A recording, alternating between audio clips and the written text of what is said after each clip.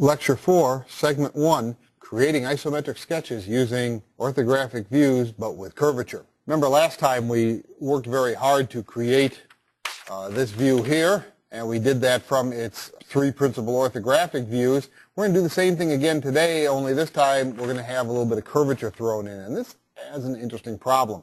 We need to be able to capture this curvature fairly accurately and do it by hand. Now the computer, of course, does all that foreshortening. You know, because the axes are foreshortened, that you can't use a compass. It's not going to work in 3 dimensions, so we need another trick. The trick that we're going to use is a nice geometric manipulation called the four-center approximation method. It is an approximation. It is not exact, but it's so close for hand sketching, you're going to have a hard time telling the difference.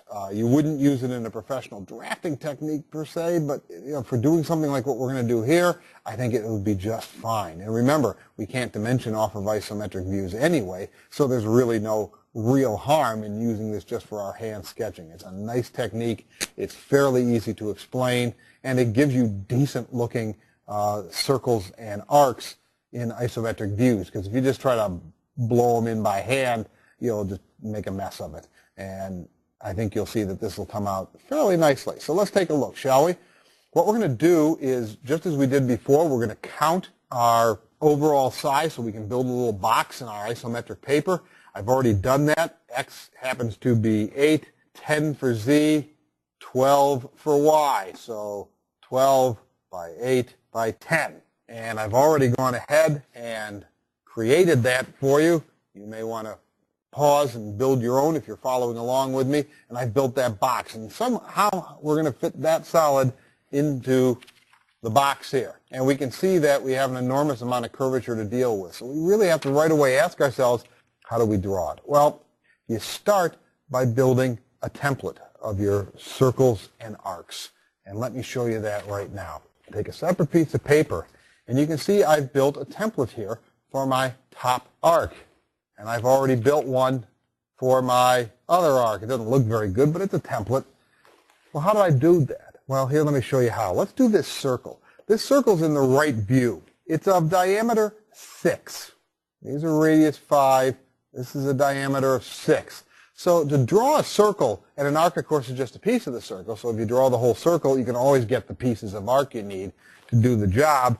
You start by drawing in the proper plane and orientation, draw a box that will fit around the circle. In this case, a 6 by 6 box. So let's do that right over here. So let's start with a 6 by 6 box. 1, 2, 3, 4, 5, 6.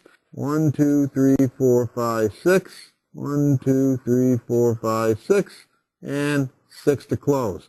Indicate the center and indicate the centers on each of the legs. Now we do what's called the four-center technique. I'm going to label each of these A, B, C, and D for the 4 corners, and then E, F, G, and H for the midpoints. Here's how the four-center works. You start with A, and you draw what are called the long diagonals between A and G, and A and F. So you're drawing the long diagonals. They bisect the opposing sides. If you had a compass and you put it on point A and put the other end on point G, the arc you would draw from G to F is the piece of the isometric circle between those 2 points. Conversely, you can go to point C, point opposite, go to H and E. That arc is there. The arc HE is centered about point C. Now, the arcs H to G and F to E, where are they centered? Well, that's where it gets tricky. It's not at D and B. It's at the intersections, and let's call it I and J, of the long diagonals. Then you can use your compass and set it on point I and sketch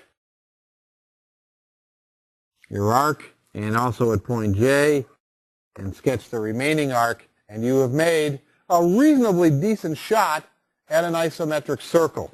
And you did it, it's called the four-center approximation, because you have 1, 2, 3, 4 centers. You see that? Point A, point C, point I, point J. Those D and B don't come into the game at all. And that creates what's called the isometric circle. And that is by the four-center approximation method. this becomes our template. Now I just did it very quickly up here. But now we can go back, original piece, and if I know where this circle lies over that, now I can sketch it. So what I need to do is figure out where that hole starts. And it starts at a height of 7 up, and it comes 2 in. So if I come in 2, go over 5, and up 7, that point that I just sketched there very lightly is where this hole begins. All right, this hole, that's where it begins. So now what I'll do is I will attempt, best I can, to line everything up. And now I can simply use my template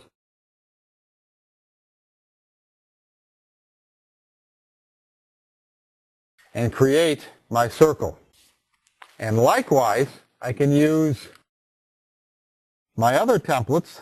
You notice this takes time. This is not something that just automatically happens. But now I've started to sketch my piece, and now I can really do things with it, because now I can come down like that. 1, 2, 3, 4, 5. I know that that comes over like that. See, now I can do these straight edges. And now I know it comes over 1, comes over 1, and then here in the center, 1, 2, 3, 4, 5, that becomes the center for this arc up here. And let me line that up. And there it is.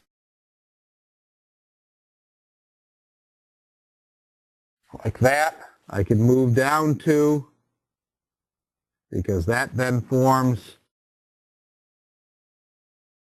like that. And notice what I did here in this corner. Can you see it? Let me zoom in. See, what I did is that this piece of arc is hidden. I just drew it till it connected. Remember I always said, draw the stuff that you know you're going to see first.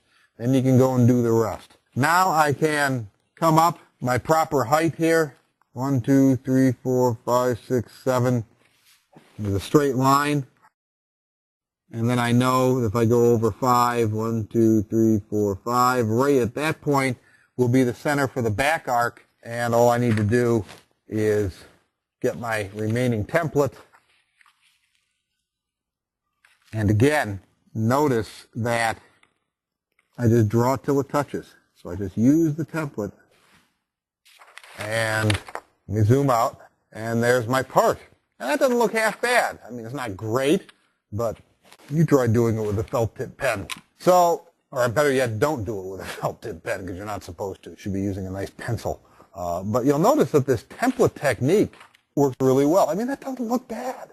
Didn't transfer perfectly over here, and you'll see I have to really erase now all these construction geometry lines, but it really made up pretty nicely. I think it does a nice job of making us see what that solid looks like. And now we've got a pretty good idea. And we did that fairly quickly. We just did it in 10 minutes. Admittingly, I drew a couple of the templates beforehand, but the trick is if you have these templates, it makes it very easy then to transfer it to your solid and get a shape that you can use. So what you're going to do is turn in addition to your solid, I would like to have you turn in your templates as well. I think you should. Your instructor should see those to make sure you know how to do them, because the whole point of this exercise is using the 4-center approximation method, which again, we said comes from the fact that we use 4 pieces of arc, each at a different center, to generate that isometric circle. So a nice little piece of geometry manipulation for our starting of the lecture today. And when you're ready, go ahead and jump into that, and you won't have to do this hand sketching again until we get to cross-section